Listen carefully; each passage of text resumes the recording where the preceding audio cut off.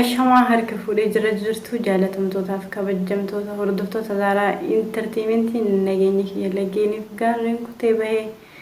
bakka jirtanitti qilleensa keessaan naannawee isin haa qaqqabu isiniin jedha. Nagattaan sun viidiyoon kiyyaa baay'ee addaan ciccitaa jira. Hedduu isinirraa turutti jira. Akka duraa yeroo viidiyoo haaraa hojjedhe maxxansaa hin jiru. Kanumatti aansee haala yeroo qilleensi baay'ee ni ulfaata. Haa ta'u malee qilleensi ulfaatee hanga lubbuu wal bira jirru addaan nama hin balleessu. Deddeebi'eetti simbira mul'achuun sa'aatii qabutti nan hawwa. Namoonni baay'een gara YouTube keenyaa dhuftanii jirtanii baga nagahaan gara Zaaraa Intartiimentii dhuftan keessummaa haaroftii nu dhuftan seenaa simadhaa isin simannee jirra waan beektan nu barsiisa nurraa baradhaa. Namoonni irraa mana keessa jirtan keessummaa haarawaa simadhaa. Arra jiraachuu kiyya isinitti mul'achuuf viidiyoo kana kan hojjedhe asumaan wantoota jiruuf haala yeroo wanta deemaa jiru maaltu jira akkamtu jira quba wal qabaachuudha qabna. Ijoollee biyya Kuwait keessa jirtan namoonni baay'een natti dawwalee waa'ee mucayyoo fooqirraa baddee duutee fi gubachuu manaa wayii ijoolleen nagaggaafattan jirtanii feesbuukii kiyya qilleensarraa buusee jira. Messenjera kiyyaan argachuu dandeessanii peejii Zaaraa Intartiimentii jechuu jedhu fayyadamutti jira. Namoonni waan gaafachuu barbaadanii fi yaada adda addaa qabdan peejii san laayik gootanii gama peejicha saniitiin yaada keessan koomentii jalatti asitti godhachuu dandeessanii kallattii kaminuu wal argina isiniin jechuu barbaada. Yabanumaan duraan dursee osoo garama haasawota gaafii namoonni waa'ee san du'a obboleettii teenyaatiif ijoollee namoota nama 8 bakka tokko du'e waa'ee saniif deebii osoo isin hin deebifne yeroo ammaa dhukkubni coronavirusii addunyaa baay'ee yaachisee akka addunyaatti namni baay'een itti dhagahame wanti kun yaaddoo sammuu nama hedduu keessa seensise kan ta'us yoo ta'e akkasuma biyyoota keessa babal'attee dhiphina namoota akka addunyaatti nama baay'ee yaada keessa seensise nus qabatee jechuudha. Wanta waa hundumtuu biyyaa walii miti nutis waan dhuunfaa waan hin qabneef so waa'ee isaarraa wanti isin jechuu barbaadu kaleessa doktora tokko haasofsiisee yeroo baay'ee zinjibilii fi yeroo baay'ee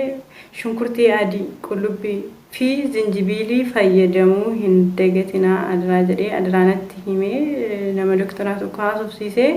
maaliif akkuma beektan zinjibiliin qufaas gaafa nama qabuuf deemu akka qufaan nama hin qabne yeroo qufaan sirra jirus utaalloo qufaa afaan akkasitti beekama afaan naannawa Jimmaatitti utaalloo jedhanii kan beeku akka naannawa dhaladeetti qufaa akka isin hin qabnee fi akkasuma wantoota isin qufaasisuuf wantoota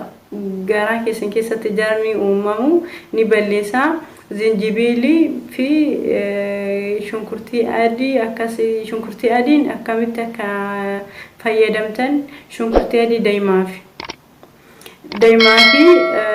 maaloliin fayyadamanii daa'ima shunkurtii adii habba soodaa walitti fayyadamu loomiidhaan hin dagatinaa wantoota jarmii garaa keessan keessatti uumamuuf baay'ee fayyada. Akkasuma qulqullina harka keessan dhiqadhaa. Waan biraa wanti isin himuu barbaadu ijoolleen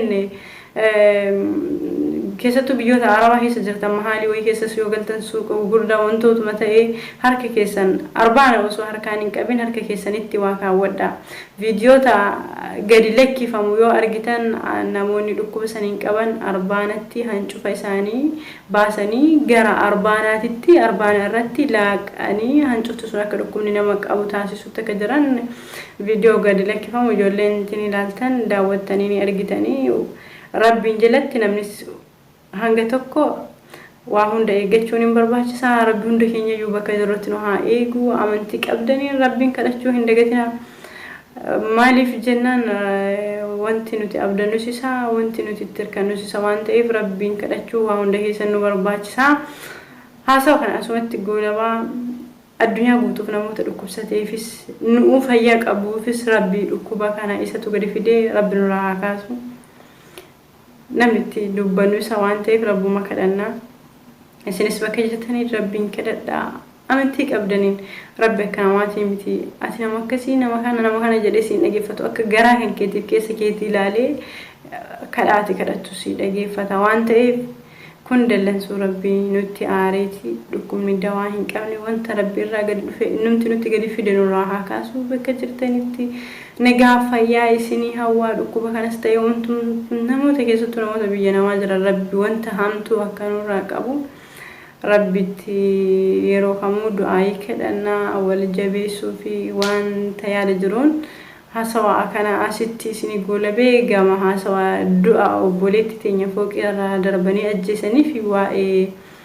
ijoollee 8 bakka tokkotti duute sana isinii hasawa wanta kana nama hedduutu ijoollee na gaafatte waan jiraniif namni hedduun ijoollee natti dawwalte na gaafatte jirti gaafa manni sun gubachuu mana ijoollee arabaa bakka tokkotti namni 8 du'e san yeroo manni gubatu namni yookiin namni akka dhuunfaatitti mana gubee hin jiru yookiin sarraatanyaan achi keessa jirtu ta'ee hojjettoonni achi keessa jirtu Itoophiyaa qofaa miti Gaanaan jirti lammummaan ishee Oromoo taate Amaara ta'e hin beeksiftu rakkoon tokko gaafa nama mudate guutuma Itoophiyaa jedhanii Oromoo Amaaranii wanta adda foo'anii hin jiranii ammas rakkoon biyya namaa lammummaaf sanyummaa hin ilaallatu nama 3tu ture sarraatanyaan sarraatanyota 3tu ture manni hoggaa gubatu dura gubachuu manaa dura manni yeroo gubatu ibiddi kan ka'e kushiinaa keessa fakkeenyaaf namoonni tokko mana keessa kan jiru ibiddi sun kushiinaan ka'e jarasantu ibidda qabsiisee ibiddi waan isaanii wal qabatuuf amma namni yeroo san keessa kushiinaa keessa jirtu ishee Itoophiyaa san ta'us dandeessi lammiin biraallee jirti jirre nama 3 jedhan ijoolleen televezyiinii irra laaltanii jirtan namoota hin laallee himaa jira. እና ibiddi kushiinaan ka'ee hin qabate namni 8 du'e yeroo sanitti Itoophiyaatu ijoollee kana ajjeesee fixa jettee arabni miidiyaalee isaanii irratti la dubbachuu turte booda gaafa qoratan ibiddi kushiina haa ka'u malee namni qabsiisan jiru sarraatanyaa taanis taate kanas ta'e ibiddi maybe gaaziin banaa ta'e wanta irraa ka'een beeku ibiddi kushiinaa keessaan ka'ee dubbiin sun booda akka namni intini hin taane akka nama waliin qabanne yookiin sarraatanyoota waliin qabanne erga qoratanii kaameraanis wantoota ta'e ilaalan dubbiin namoota sanarraa buutee jirti waan peejiin isaaniillee maxxansaa jiru jala galtanii ilaaluu dandeessanii isinis ijoolleen mana namaas keessa bakkuma kamittuu bakki gaazii itti fayyadamne mana namaas ta'ii mana namaa keessas jiraadhu mana kee keessas jiraadhu bakka dalagaa kamis jiraadhu gaazii hoggaa waatti hojjettanii kaatan zoorsistanii bakka wannaa mataa isaa san bakka zoorutu jira miisa san zoorsiftanii cufuu hin dagatinaa waan kamuu keessatti eeggannoo gochuun nu barbaachisaa rabbi nu haa eegu wanti rabbiin tare hin jiru sun sana waa'ee du'a obboleetti teenya biyya ka ammas deebitee ishee fooqii irraa darbanii duute jedhanii irraa dubbatanii duute malee sababa duute haalatti akka namni yookiin mallaqa ajjeesanii maalidha mallaqa waggaa 7 maali wantoota kana namni yeroo wantoota uumame waa baay'ee irraa hijiba dubbata waan itti fakkaate wayii akkasuma abjuun akka waa argee rakkoon isaa maal akka ta'e namni hin beeku namni akkasumatti kaasee irraa dubbataa maaltu akka ta'e du'a ishee du'u intala fooqii irraa ajjeesanii baay'ee mallaqaatii maali jedhee namni baay'een akkuma itti fakkaatetti dubbataa hanga nama gaggaafadhes nama arabas nama jirus yoggaa mucayyoon duutee jirti fooqii irraa darbanii ajjeesan maaliif akka duute hangi amma wanti barame hin jiru mallaqaaf jedhanii fooqii irraa darbanii miti namni wal dhabaa nama sheexanatti walitti bu'aa lubbuu namaa akkam akka taate akkuma isinuu beektanii yookiin namni ol ka'ee isheenis nama yookiin mallaqa waggaa 7 nama bira keessee sababa mallaqa namni akkamiin mallaqa waggaa 7 nama bira haa meekamitti kaa tasoo wanti akkasii wayiis mallaqa ishee bakka isheen ol kuusattee namni fuudhuu danda'a yookaan achi kaawwattu yookiin nama bira kaawwattu ta'e amma namni waa hunda beeka garuu rakkoo sanaa miti. Maal gochuu qabdan? Ani yeroo baay'ee amma duras waa'ee kana dubbachuu turre miidiyaa irratti gara kamiinuu gama feesbuukiitiin illee wanti na hin galle jara maktaba jettee biyyoota namaa keessa teessee lubbuu namoota kanaa itti gaafatamummaa akka waan fudhattu gaafa rakkoon tokko uumame dandeettii ittiin faana buutee waan san qorachuu hin dandeenye. Maktaboota biyyoota Arabaa keessa jirtan ijoollee waraqaa qabatanii ala hojjetanis kan qabnes lammummaa Itoophiyaatti lammii biyya kanaati anatu bakka bu'a jettanii maqaa maktabaatiin teessan jechuudha. Gaafa isin hojjetan kam gaafa du'a namaa irratti waa adda hin baane mallaqatu jalaa badee sababa mallaqaa ajjeesanii maali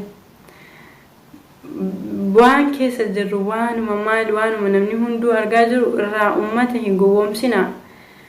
Dhiira ta'uun keessan hojjedha ummata gargaara. Du'a ijoollee mucayyoo sana ajjeesanii sababa mallaqaatii miti. Waldhabbii mana keessaa ka'e namaa walloltee turte. Wallola namaatiin nama rukuttee intalli jedhan lubbuu ishee haa jennetu wanti suniin jechuu barbaadu faana bu'aa qoradhaa. Hangam takka reef isheellee biyya galchuu fi maatii ishee qalbii akka waantinii ta'u dhimmi kun dhimma isin ilaallitu wayim afaan bantanii biiroo mana namaa yookiin onni keessa hin taa'ina yoo dalaguu hin dandeenye maqaa nutu namaaf dhaabbateetiin achi hin taa'ina isin jechuu barbaada. Yoo hojjechuu hin dandeenye hin hojjetina lubbuu ijoolleetiin taphatina adaraa keessan jiru keessan totolfattanii islaama araba foo dhaabbattanii waan dubbattanii dhiironni wanni sunni kama isin jechuu barbaada. Dubbii mallaqaatii miti namaa wal dhabde reef qashee qofa maatiif galchaa yeroo gaarii qabaadhaa waan na dhaggeeffattaniif galatooma.